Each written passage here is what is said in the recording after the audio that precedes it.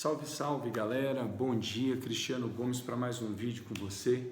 Hoje é 2 de agosto, viramos o mês aí, né, domingo. Graças a Deus o mês de julho foi o mês que nós determinamos o mês do louvor e da oração. Passamos 30 dias aí acordando, cantando hinos ao Senhor e orando, e antes de dormir louvando ao Senhor e orando. E foi um dia onde com certeza várias cadeias foram quebradas. Queria fazer uma reflexão com você hoje sobre um texto que está lá no livro de Atos, no capítulo 5, a partir do versículo 32. Lá narra o conselho de Gamaliel.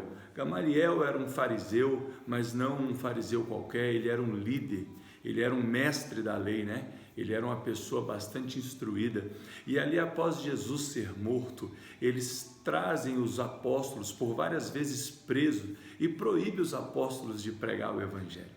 Mas em certa feita, os apóstolos ali presos, mais uma vez o anjo desce do céu, quebra aquelas cadeias e os anjos tornam mais uma vez livre os apóstolos. Sabendo no outro dia que os apóstolos estavam soltos, prenderam-os novamente, os trouxeram para o Sinédrio, o lugar, e começaram a lhe fazer um julgamento, né, da ação deles de continuarem pregando o evangelho.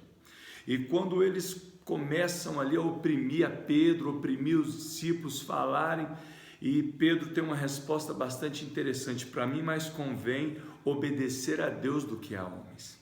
E isso é muito importante, que nos dias de hoje saibamos que, ainda que os homens não te aprovam, se você obedecer a Deus, você vai bem. E continuando ali naquele julgamento, é a hora que Gamaliel se manifesta, ele pede que leve os presos para fora e ele ali dá a sua opinião com relação àquilo tudo. E ele fala: algum tempo atrás não veio Teudaus, não veio outros homens falando também ser o Cristo, falando ser o Messias, um juntou até 400 homens aí, e passado o tempo eles não pereceram todos, não sumiram, não morreram, não acabou com essa história? Deixai, pois, estes homens, porque pode ser que estes homens daqui uns dias tenham o mesmo fim, eles acabem com esta história do Cristo. Mas que, sendo eles pregadores da verdade, que não seja nós encontrados lutando contra Deus. Sabe, queridos, muitas das vezes nós somos pegos lutando contra Deus. Cristiano, quando é que eu sou pego lutando contra Deus? Quando eu me torno um fariseu religioso do século 21 e eu começo a procurar causas e razões para dar aprovação ou reprovação do que as pessoas fazem ou deixam de fazer, do que as igrejas fazem ou deixam de fazer, do que os líderes, do que os meus familiares. Eu começo a ser um juiz da vida das pessoas que anunciam as boas novas. Eu sempre gosto de falar que Jesus, ele quebrava completamente essa linha de pensamento religiosa. Jesus estava longe de ser um religioso. O maior problema de ser um religioso é que a substância amor, ela sempre está em menor quantidade nas suas atitudes, nas suas ações, nos seus pensamentos.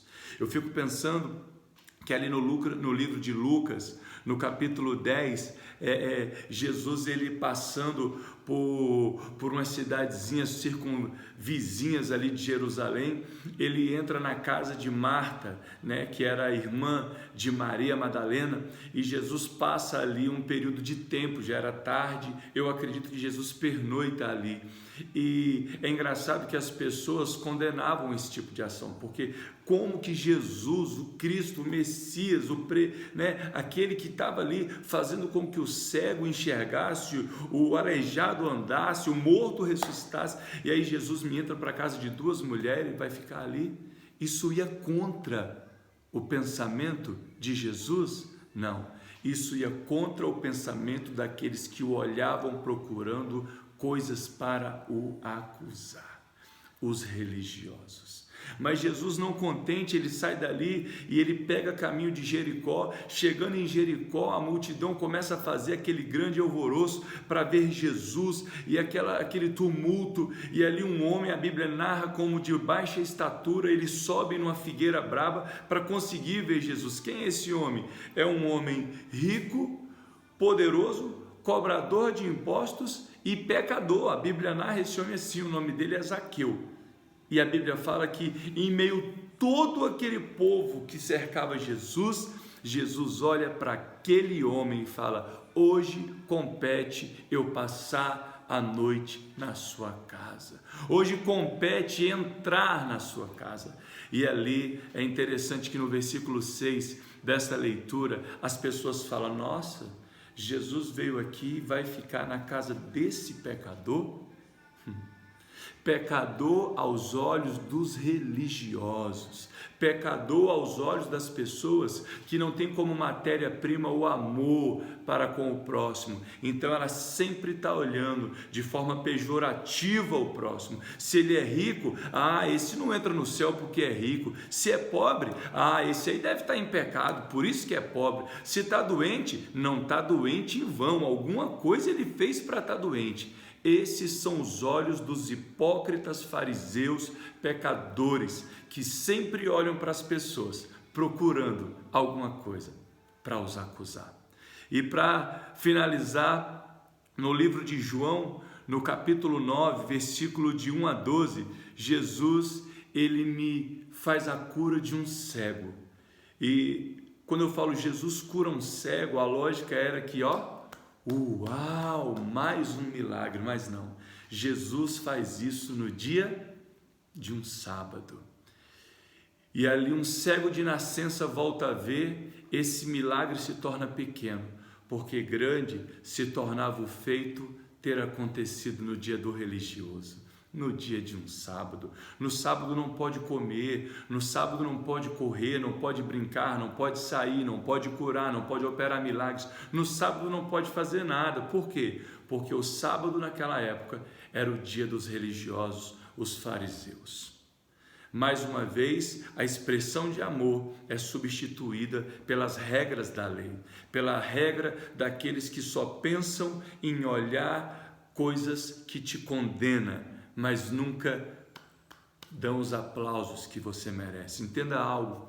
1 Coríntios capítulo 13 fala: ainda que eu falasse a língua dos anjos e dos homens, se não tivesse amor, seria como um ferro que tine ou como um sino que soa. Ainda que eu tivesse todo o entendimento e que conhecesse todas as ciências e tivesse fé para dar ordem aos montes que pulassem para outros lugares, se não tivesse fé, de nada adiantaria.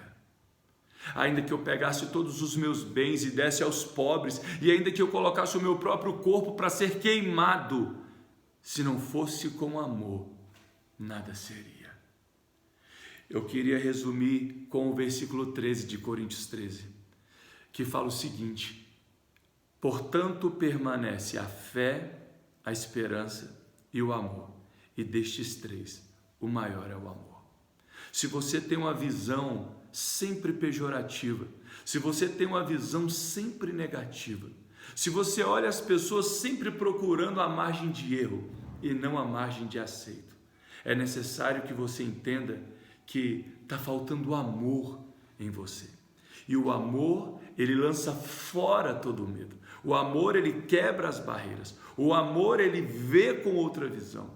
Nós falamos aqui que vários fariseus, eles olhavam os discípulos de forma para os condenar. Mas quando eles chamam um mestre, ele não era qualquer um.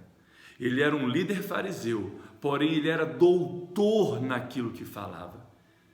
E Deus usa pessoas que querem se qualificar, se tornando mestrados no amor.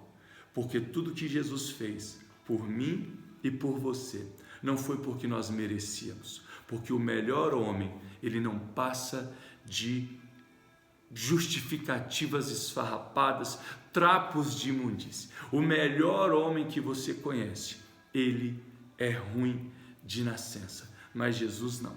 Jesus ele vem e ele fala: olhem para mim. Lembra disso? Olhem para a primeira pessoa, porque eu sou assim. Então, se você é um seguidor de Jesus, larga fora a visão criteriosa do julgamento, larga fora a ótica de procurar a parte negativa da história. E quando alguém te contar um testemunho, aplauda ele, porque assim de você vai fluir o amor que fluía de Jesus Cristo. Não se preocupe se é sábado, olhe para o milagre. Não se preocupe se é Maria Madalena, daquela que Jesus tira 7 demônios, não. Se preocupe que Jesus estava ali fazendo a grande obra. Que Deus abençoe a sua vida, que o Senhor Deus aplane os teus caminhos, que o Senhor multiplique sobre você bênçãos sem medidas, bênçãos, alegrias e riquezas esta que o mundo não tem para te dar. Eu declaro que a bênção, a paz e a graça do Senhor Deus, em nome de Jesus Cristo, seja sobre a sua vida, a sua família, e que você tenha um final de semana abençoado. Até o próximo vídeo, em nome de Jesus.